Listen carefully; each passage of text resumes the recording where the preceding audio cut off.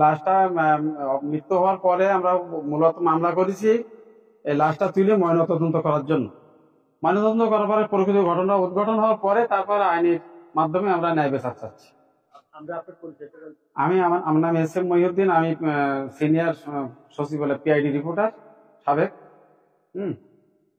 আমার পরিচয়টুকুই, আমি জনগণের এই যা দেখছেন এর চেয়ে অনেক বেশি এই কাজটা সম্পূর্ণ আমার উপর দায়িত্ব দেওয়াই ছিল, এই মামলা করে এই লাশটা উত্তোলন করা পর্যন্ত। আল্লাহ আমার ইজ্জত রক্ষা করছে, এতে সবাই অনুদান সহযোগিতা ছিল বিধায় আজকে আমি এতটুকু এগিয়ে দিতে পারছি।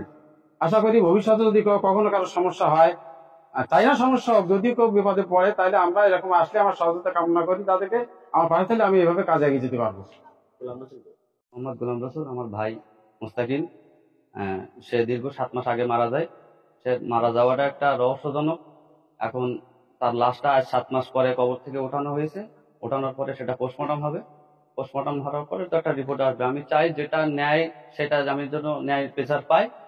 আমি সবার কাছে এই দাবি করতেছি যেন আমি তার সঠিকটা বিচার পাই।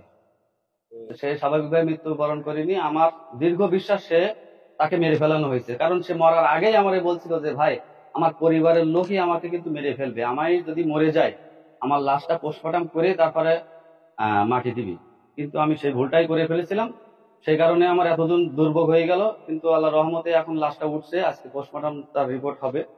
আশা করি সেই রিপোর্ট অনুযায়ী আমি যেন ন্যায় বিচার পাই, এজন্য সবার কাছে দাবি রাখি।